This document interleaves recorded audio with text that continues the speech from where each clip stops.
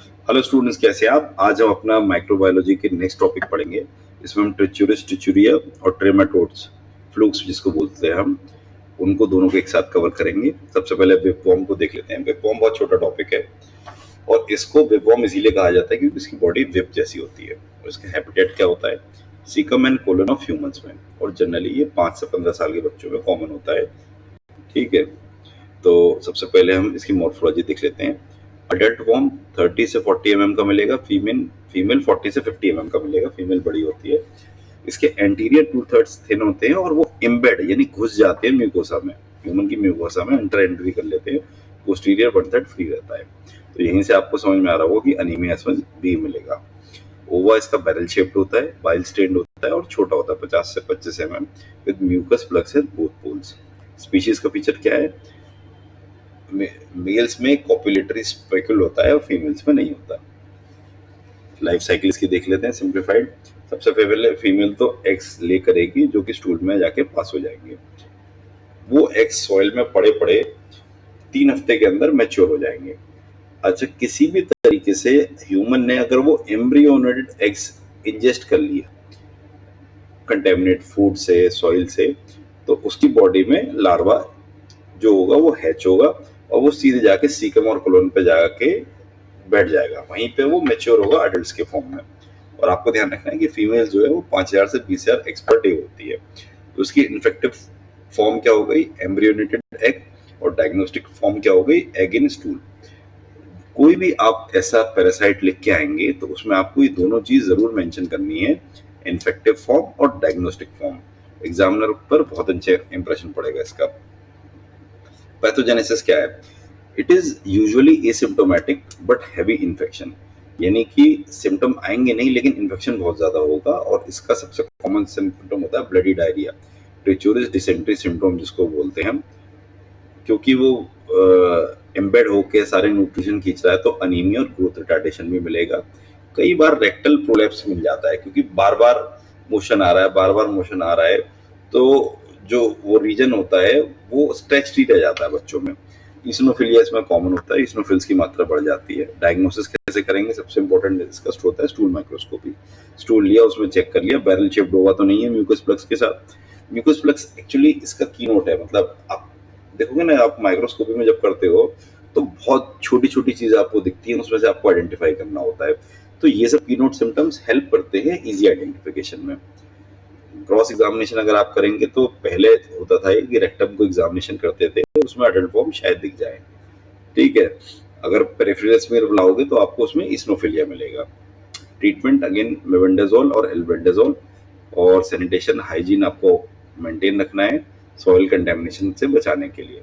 Exam cookies क्या है? Common name था इसका whipworm, infective form embryonated egg, site है सीकम कोलन और डायग्नोस्टिक फॉर्म है एग इन स्टूल।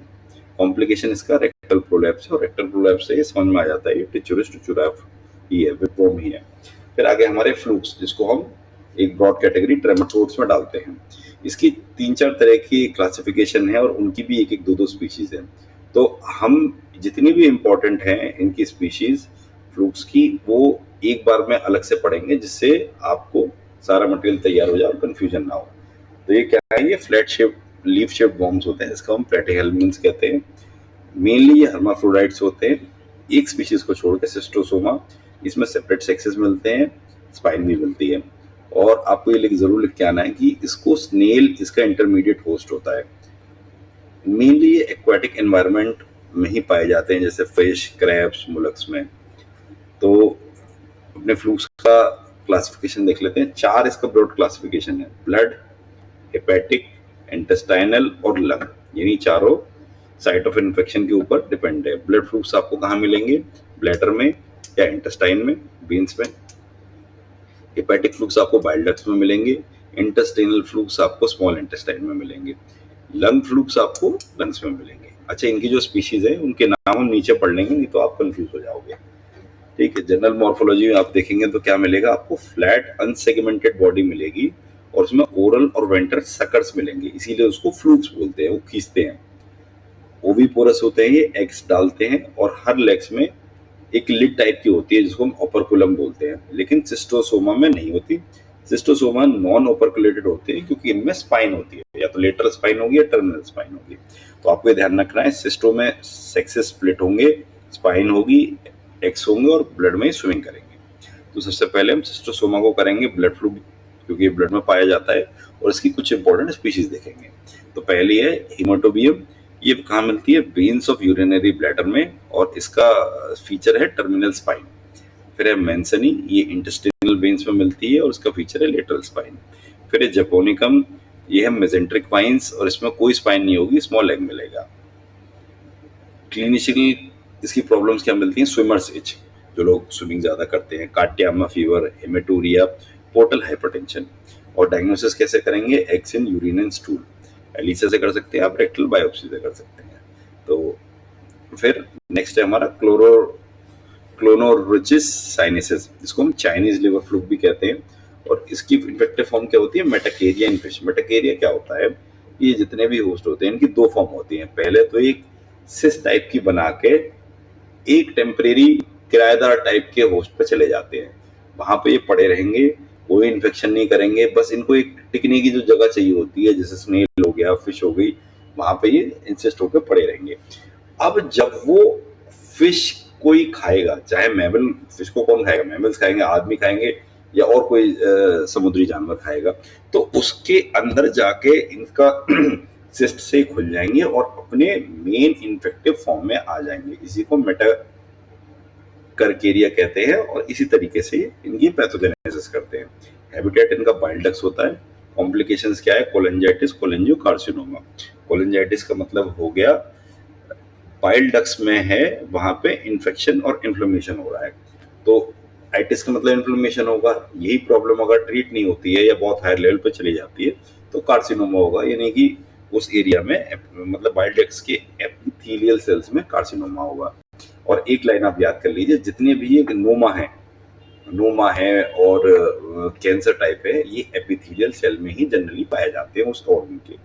फिर आ गया हमारा फेसियोला हेपेटिका, जिसको हम शीप लिवर फ्लू बोलते हैं। शीप लिवर फ्लू, इसकी इन्फेक्टिव फॉर्म क्या होती है? ये मेटाकर्केरिया करते हैं वाटर प्लांट्स पे। और कैसे ट्रांसमिट होते हैं कि जो मैमल्स रॉ एक्वेटिक वेजिटेशन खाएगा उसमें ये चले जाते हैं। ये भी बाइल डक्ट्स में पड़े रहते हैं, ये फीवर देते हैं, हिपेटोमेगाली देते हैं, कोलेंजाइटिस देते हैं, जॉन्डिस देते हैं। देन इज हमारा फेसियोलोपिस बस्की, जिसको हम इंटेस्टिनल फ्लू कहते हैं। इसकी इन्फेक्टिव फॉर्म भी मेटाकेरिया एक्वेटिक प्लांट्स हैं, इनकी साइड स्मॉल इंटेस्टाइन है, और ये डायरिया, मेलोजॉर्प्शन और इसनोफिलिया देता है। फिर है हमारी प्रोग्नेमस वेस्टरमनी, जिसको हम लंग फ्लू बोलते हैं।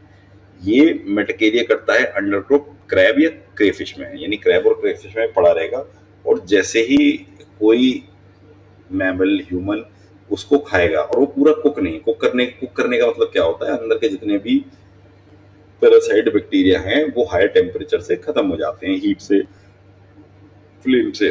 तो अगर मान लीजिए उसका कोई पार्ट अनकुक्ड रह गया और वहीं पे इन्होंने इंसिस्टिंग कर रखी है अपनी, तो ये ट्रांसफर होकर बॉडी में आ जाएंगे और वहीं पे ये खोल देंगे।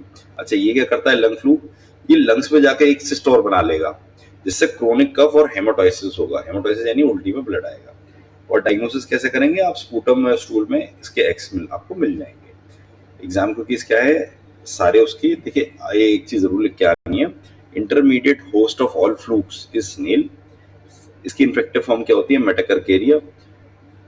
केवल एक स्पीशीज जो हमारी है सिस्टोसोमा, वो अलग चलती है, उसमें हर चीज अलग मिलेगी, तो उसमें कर्केरिया ही होता है। सिस्टोसोमा एक इकलौता ऐसा फ्लूक है जिसके सेपरेट सेक्सेस होते हैं, बाकी सब हर्माफ्रोडाइट होते हैं। क्लोनोरिचिस बाइल डक्ट कार्सिनोमा क्रॉस करता है। ये इकलौता ऐसा पैरासाइट है जो कार्सिनोमा क्रॉस कर रहा है।